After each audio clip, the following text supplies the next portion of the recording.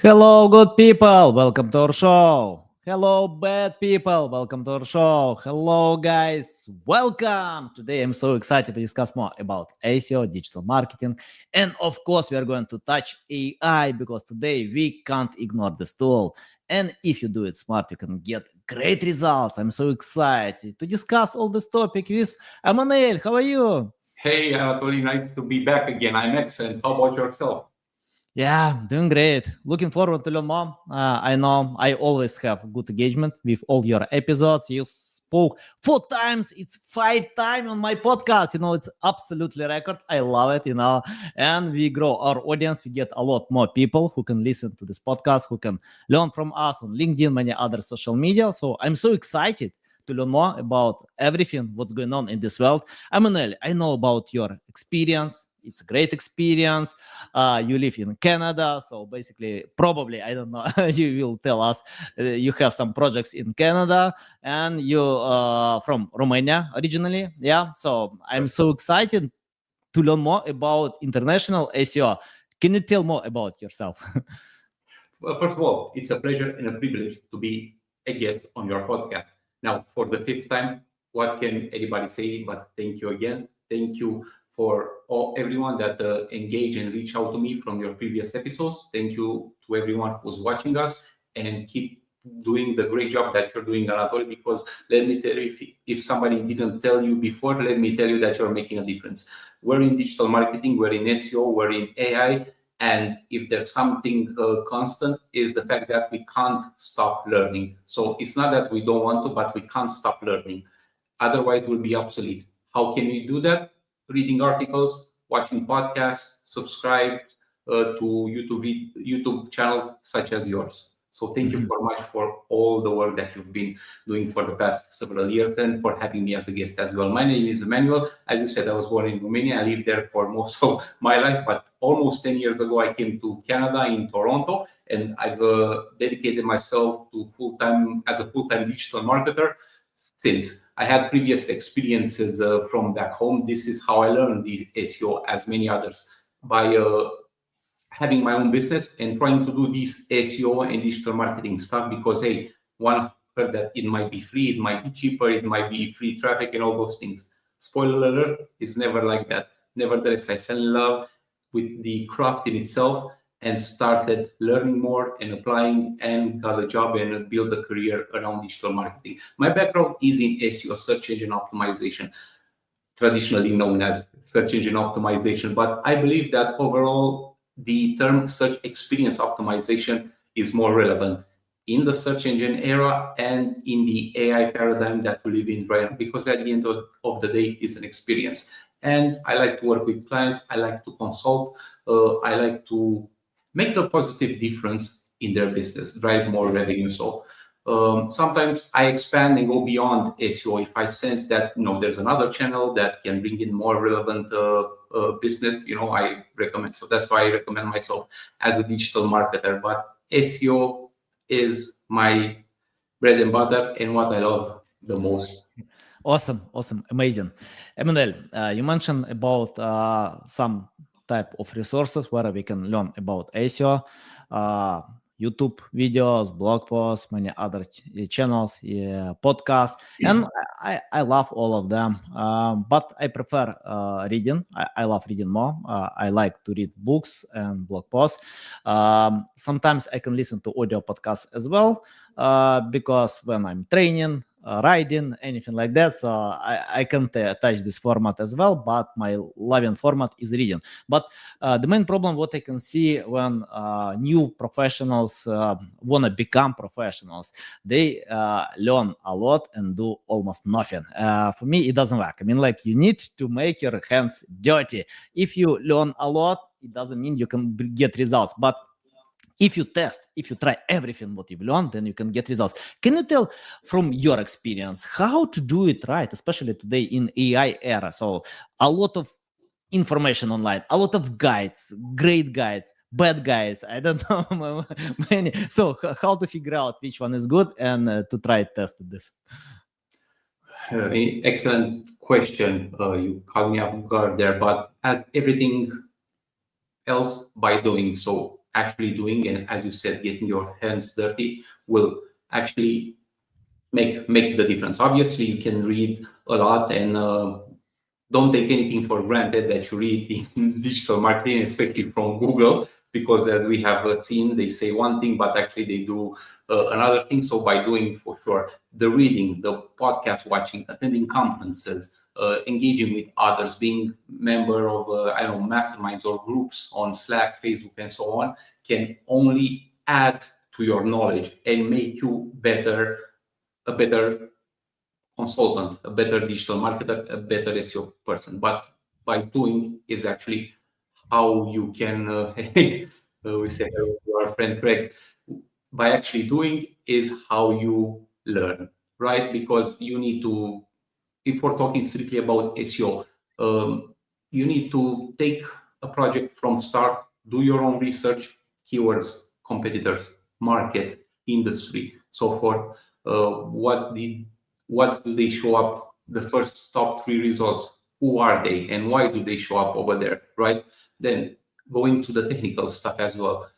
I'm not saying that as a successful SEO consultant, you need to be a developer, but you need to know a thing or two about how to set up a tag, how to implement some things, some code, work with some APIs, Search Console, Google Analytics 4, which is not as easy to manipulate as Google Analytics, the prior version, right? Sometimes I feel very frustrated with Google Analytics 4, and I'm sure that I'm not the only one as well. You need to have a data analyst's mindset when you approach and look at those things. So you can't read all these things. You can read about them while you are working in them, but get your hands dirty, and that's how you learn. In 6 months, by working on a project, you'll learn more than 3-4 years of any kind of course or articles you would read. And at the end of the day, even employers, that's what they want, right? Real life experience. So you'll be able to actually show, listen, I was here and I went there, and this is how I did it, right?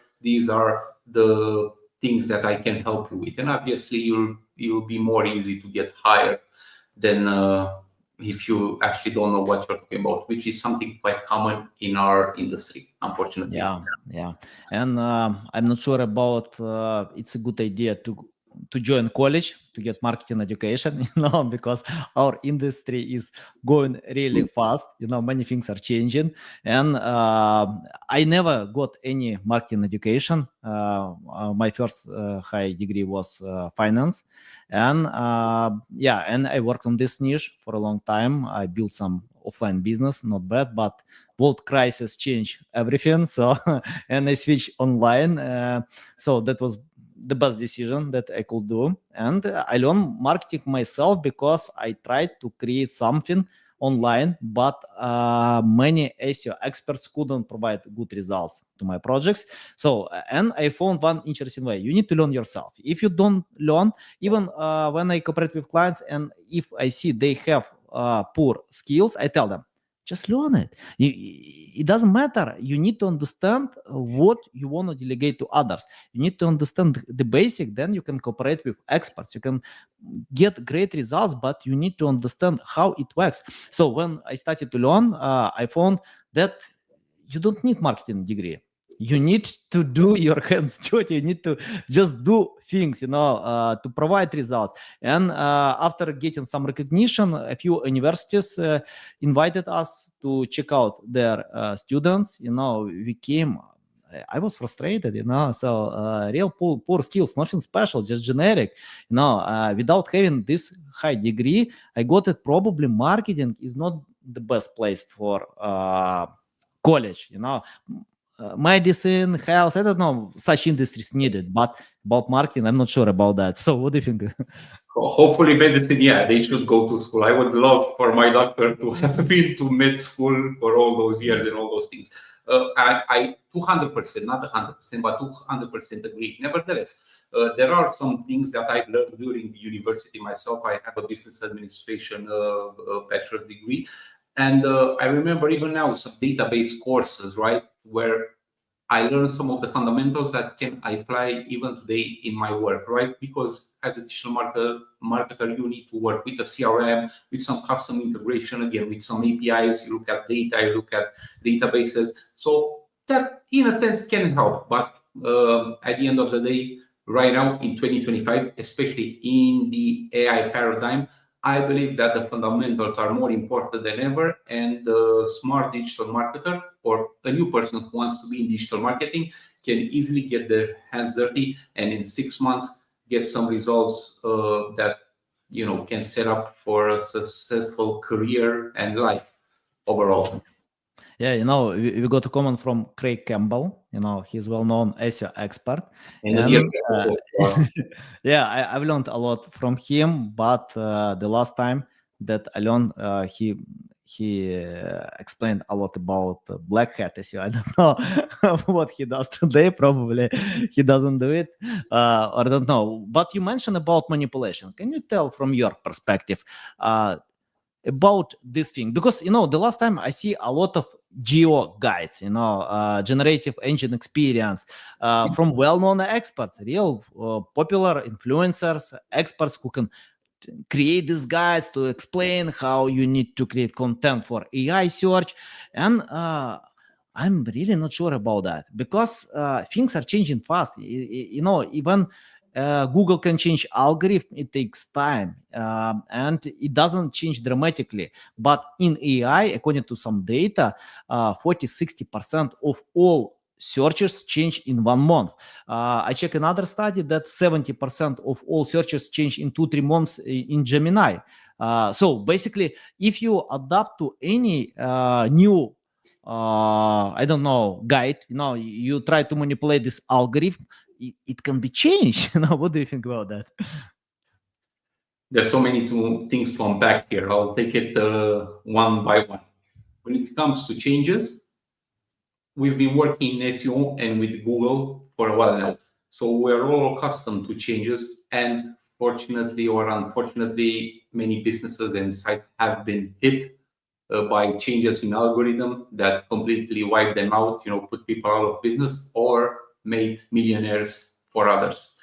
Now, these changes right now are coming at an accelerated pace.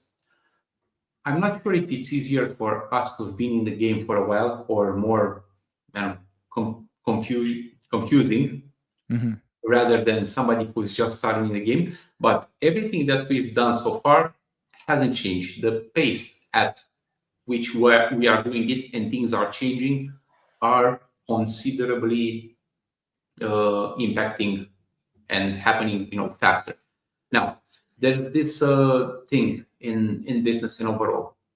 The client needs a hole, doesn't necessarily need a drilling machine or a hammer or a nail or something like that. So what we're doing, we're helping businesses get more business, make more money. Digital marketing is one of their channels. Today is SEO. Tomorrow we can figure out, or as I said, if I identify that a business could be more successful if they invest their money on social media or paid advertising, I would gladly help them do that, because that's what I do, right? That's my that's why people hire me, to help them make more money. Now, things, as I said, are changing at an incredible pace, so you need to keep up. But does that mean that your website doesn't need to be fast, doesn't need to be on a good server, doesn't need to have optimized page titles and meta description, a at least decent internal linking structure with not some random read more or click here anchor text, but something more descriptive? Doesn't need to have scripts that are blocking or make sure you don't have any kind of technical errors, because unfortunately, even with all this knowledge, even with all the hype around it in 2025, many websites still lack the basic on-page SEO and all those things. So I believe that there's room to work on there. Now, obviously, you need to pay attention to Perplexity, to Claude, to ChatGPT, OpenAI, and you see there's I have a couple of Locker Studio dashboards where I monitor at a very easy, just a few clicks, some reports about the traffic, and you see, especially in 2025, increasing, getting more and more from these AI. So obviously, inevitably, you're paying attention to it. But the fundamentals, I still believe they're as important as they were Yeah. like 10 years or 20 years ago.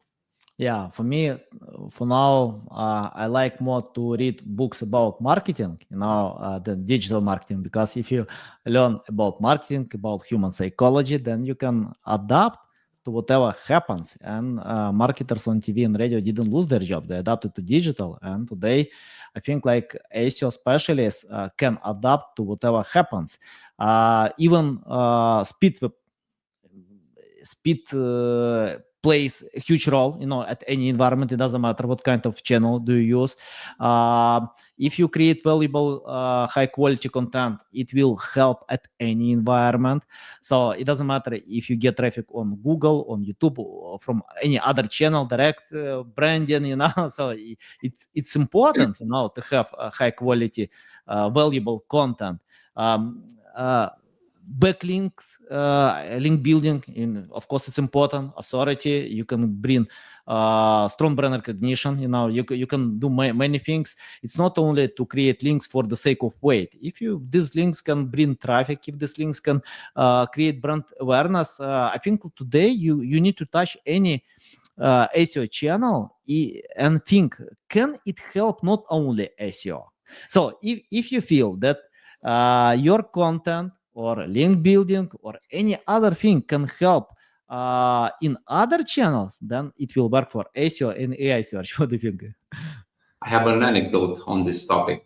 For the Okay. past, especially in 2025, as an SEO specialist, I recommended many businesses to spend more time on Reddit because that's a source. Actually, that's a channel to communicate straight to your audience because they are spending more and more time there. And as we have seen for the past 3 years on Google and the cited sources in all the LLMs, the ChatGPTs and whatnot, they pull their information from Reddit. So as an SEO expert, I tell people, take this, do this habit of taking 20 minutes a day just to spend on Reddit and engage with your audience, answer the questions, and obviously mention your brand. Be very mindful because Reddit can make or break your business. You can easily be ripped apart by the Reddit community. And I'm not exactly sure if this is something okay overall, but that's the reality. We've seen it in Google. We're seeing cited in ChatGPT and all the other LLMs. So obviously that's still SEO because again, it's the search experience overall that I'm trying to help the client, or at the end of the day, Google, right? Because Google will always try to show the best possible results for that query. So essentially, I'm helping Google figure out that the website I'm working on has that best answer and show it to the users. By the way, about Reddit, Reddit, I think all platforms love Reddit. Google ranks Reddit, Bing ranks Reddit, AI search can link a lot to Reddit. So I think AI loves this user-generated content. Google wanna share this content. Probably, I'm assuming probably people need it. I mean, like if AI search can use Reddit to train their models, they wanna humanize what they wanna bring to us. So, and today ignoring Reddit, yeah, it's a big mistake, I think. We have seen kind of like the trend. I remember slightly before the pandemic and more in the pandemic, whenever we search for something, and even in some of the tools, whenever you put on a query or something like that, or you look for review, it started showing up Reddit. So people were actually going straight to Reddit to get their information. Obviously, inevitably, Google having all this data, they figured out, okay, people are looking for it, but let's feature more, right? And I believe they still have a deal in place where they actually, it's official, right, by Google showing Reddit posts, Reddit threads in those results. One note I would like to make here, funny, another anecdote, that I'm also looking at Brave. I'm fascinated by the Brave ecosystem. For those of you who are not familiar, Brave is a browser. Brave is an ecosystem. Essentially, it's a wallet, and it has its own token, crypto token, built on your C20, called BAT, Basic Attention Token. And it's actually one of the few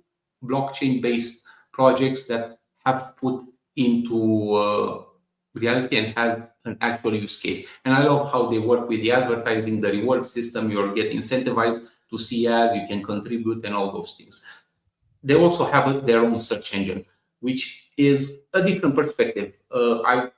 It'll be very frustrating to use it as a user, but I'm looking at it and I've seen Reddit results in the Brave search engine than probably 1 year or 2 years before Google started showing it. So that's what I wanted to share. Emanuel, I have one very important question for me, for my audience, about creating content specifically for AI search. And what I found in a few guides on LinkedIn, in blog posts, when people recommend to create content specifically for AI by writing like AI can do. I can't agree with that. So I didn't find this content in AI search. And for me, I mean, like when I check out data, AI search doesn't bring a lot of clicks. So you can get mentions, you can get links, but it doesn't mean people will click to them. So if these links just share for the sake of trust issue, for example, in Google AI mode, you can find a bunch of links, but people don't click them. And most of these links can be like for the trust issue. So when people read information, they say, okay, it's proven. And the same we can see on Wikipedia. On Wikipedia, you can find 100 links, but nobody clicks them. They read just content. You know, in the bottom, many links to some resources. I don't care about those links. But I think if it's important to create content for AI, it should be content that gives a strong reason to click. For example, if it's for trust issue, I'm not sure it's a good idea. So if you can write a great blog post and ChatGPT or AI mode will reference to your blog article, okay, I can get traffic. I don't get anything from that. But if you create content that gives a strong reason to click, for example, you can ask on ChatGPT, please share best SEO tools. So yeah, if at that point users are looking for these tools, they will click to them. If you share some information that gives a strong reason, people will click. So for me, the best strategy is to find which content AI can reference and create content about these topics. What do you think about creating content and write like AI? So for me, about the strategy, what do you think? Yeah. But the short answer is it's a terrible idea. Probably one of the biggest fallacies that are happening right now in the digital marketing space. We're recording this, we're actually live on September 2nd, 2025. As of today, the entire traffic sent websites around the world from the LLMs, I believe it's less than 1% or something like that. So it's still fairly irrelevant. But it all comes back to the idea that, you know, the client, the prospect needs a whole, doesn't need the way to do it necessarily, right? Doesn't need a drilling machine, doesn't need a nail hammer or something like that. It just needs the whole in itself. And that essentially gives the answer of how the approach should be in a lead campaign. Obviously, we work with clients. Obviously, we're passionate about our trade and we go for the shiny thing, which is right now AI and all the possibilities and everything that you can create.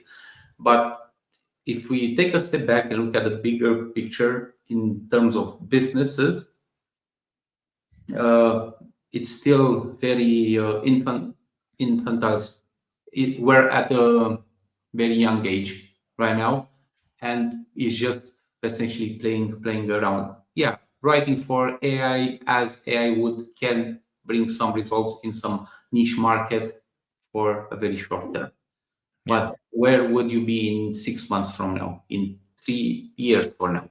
I would like to say something that could be maybe controversial or whatnot, but personally, I believe as of today, we're naive to think that besides Google, OpenAI, and maybe one or two others, maybe nobody else will be around. We forget that these LLMs, these AIs, all these models come at a great cost. They cost a lot, millions of dollars a day. to produce all those things, and they have raised money and people have invested in them to go up until. But I already started seeing the trend, the sentiment that, hey, this thing is not exactly what we thought it is at the end of the day. Yeah, it's nice that you can build a tool, but that's more of a more glorified Excel query or database query, essentially. It's nicer, but it's not really making any difference. And I'm pretty sure you, as myself, and as many people who are watching, are paying like hundreds of dollars of monthly subscription just because of tools that we're not using, the AI stuff, and all those things. So, short answer is it's a terrible idea. At the end of the day, you're talking to the user and use any tool available, being AI, LLMs, platforms, and so forth, to help create, coming back to that experience that your customer would want. Yeah, nice. I don't know about the future. We'll see. I can't forecast, and I failed many times with all my forecasts. No, I don't remember how many times I forecast some different events, and I got it. It's better for me, in my case, to adapt to whatever happens. Just to become early adopters. I can create ChatGPT. I can create such big models, but I can adapt to this technology and think how I can use in my own projects to my clients. So I'm all in on that, to adapt to whatever happens. But forecast it's not my strong side. We'll see. I don't know about this Nobody knows. technology. It's unrealistic to believe somebody knows. Yeah. Nobody Okay. knows. Okay, Emanuel, let's talk about newcomers. For example, I remember when I started my digital project, that was even at that time struggle because I didn't have any experience. But in some time, we got a lot of traffic. I just learned a little bit. We analyzed how to create better content, how to acquire backlinks. We did great results. But today it's really tough for newcomers. For example, if you create new project and you need to compete with big brands, with extremely competitive market, at any niche, it doesn't matter what you can take, So you need to do something differently to create brand awareness, probably to invest a lot of money. So let's imagine if you started today, new project, what will you do first, second, third, or your checklist for a new project? A very tough question. It's not an easy conversation to have with customers when you tell them the amount of investment that they need to make. Not necessarily money, of course, but also time and commitment and knowledge, because that's what it takes to compete nowadays. Plumbers, roofers, traditional trade businesses, their prices have gone to the roof. When I'm talking about paid advertising, PPC, and all those things, it's reflected in that the market is highly competitive in most locations. So you can't get the same results with the same budget as you would had, let's say, 3-4 years ago. Even during the pandemic, you still could pull something out with a smaller budget. Right now, you either invest the big bucks, essentially, and having a consultant next to you that actually knows what he's doing can help and make the difference. Either if I were to start a new project from the beginning, and if I wouldn't have any experience, I would focus on a single channel at first, and that would be probably Reddit. Obviously, make a website and make sure that I get found, get all the local SEO in order, right? Google Business Profile and all the other major profiles and all those things. But in order to promote, I would focus my attention perhaps on, as I said, Reddit and LinkedIn, and build the brand awareness and thought leadership of the founders or the owners, the CEO or somebody from that. Because at the end of the day, people are looking for experts. You're not the expert in that field, let's say, right? If I'm taking on a new client as a plumber, I don't know plumbing, it's unlikely that I'll learn to be an expert anytime soon, but I can help him become that expert, have that thought leadership, and get that impression, essentially, get on top of the results on many channels. So that would be my approach if I would take a new project that has, let's say, a limited budget, and let's say I'm new to digital marketing and I don't know what to do. I'll focus on a single thing while trying to build up my skills.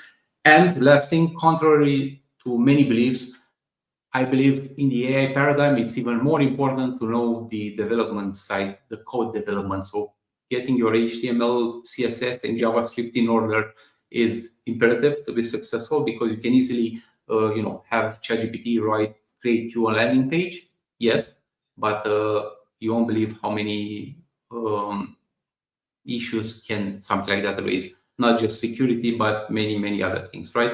Having some knowledge with the server, knowing how to set up a server, how to configure some security settings, Cloudflare, and all those things will help. So I would definitely work on my fundamentals, make sure that I'm having those covered while trying to focus on a single channel. Yeah, Does that answer your question?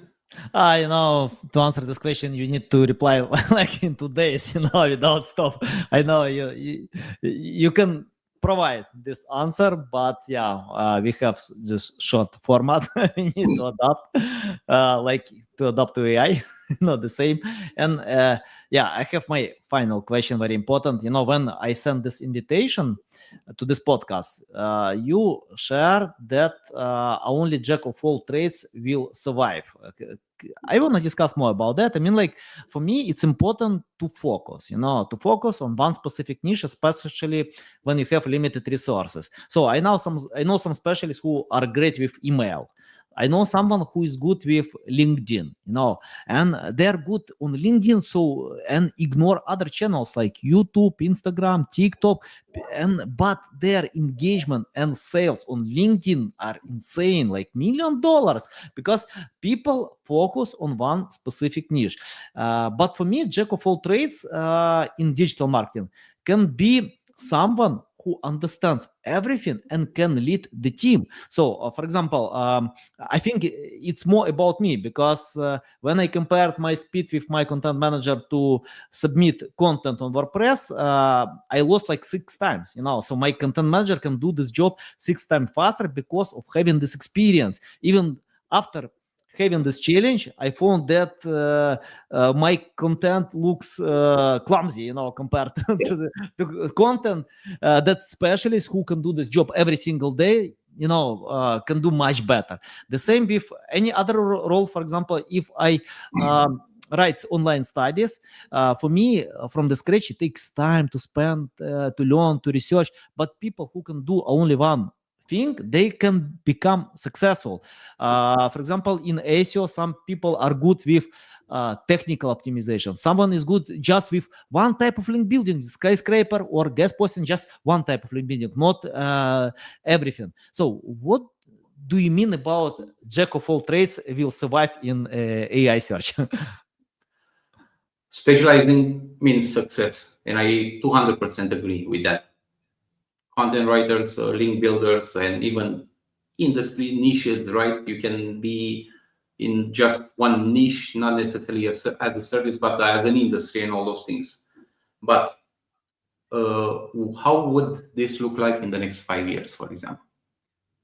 I remember we're operating in the AI paradigm, and we are already seeing some of this agentic AI that can perform some of these automated tasks. Not necessarily better, but significantly better than 6 months ago. Let's say following up with emails, just sending, prospecting, scraping the data, and all those things. So in 5 years, probably this will be the norm, the default. And companies are always looking to make a profit. And one of the quick ways to make a profit is to let go of somebody and replace it with some form of automation. So when I said the jack of all trades, not necessarily actually doing that, but having knowledge and being aware of everything. If I hire a developer that wants to build a platform, there's many ways of building a platform, building an experience. It's important to build it from the beginning with the end in mind, and think about long term, right? And unlikely, for example, if I want to have a site that will still be there in 5 years, it's unlikely that I'll use an LLM to just create me something, right? I need something solid, something secure, something with a database, something custom configured. If I want to send emails, if I want to send a chatbot, if I want to send some form of automation and some custom integration, I need to get those experts, right? To create the content, to create the videos, to create the images, to create the graphics, those things. And I believe that all these things will be mostly automated in the next 5 years, not overnight. I could be wrong again. So let's say you're a link builder, you're building links, right? It's outreach, it's about how you follow up, identifying all those things.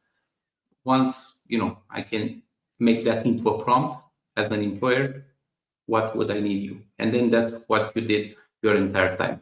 So maybe jack of all trades is not necessarily the best word to use, but perhaps something more of a T-shaped marketer. And for those who are not familiar, it's a concept I think it was popularized by Rand Fishkin from SparkToro, former Moz.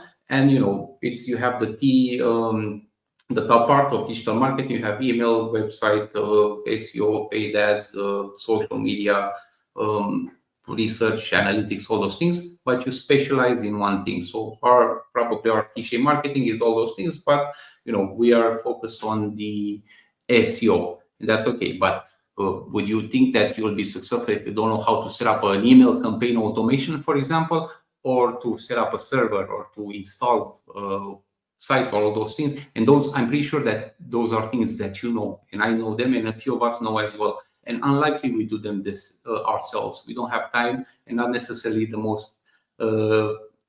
place where I would spend most of my time. But and I hired somebody else to do that. Okay, put up that server, put up that website, install that team, run the script, and all those things. But this will be, I believe, prompts. So in order to be still relevant and have something to do within the next 5 years, unless AI takes over and turns us all into batteries, similar to Matrix, in case you still want to do something, I believe that you need to be have a little bit of knowledge from all the digital marketing channels and marketing overall in general. Yeah, nice. Awesome. And Emanuel, tell about your strong side, and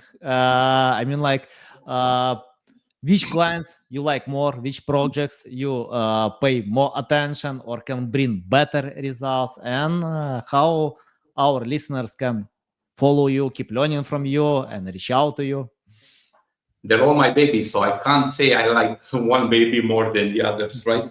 But what I've seen by working with business owners or decision makers from small to medium-sized companies, B2B, B2C, to large enterprises as well, is that the ones that are more engaged are the ones who are successful. It's not just about paying the money and getting that recurring money monthly, but also meeting, talking, debating, providing that expertise so it can help me help you.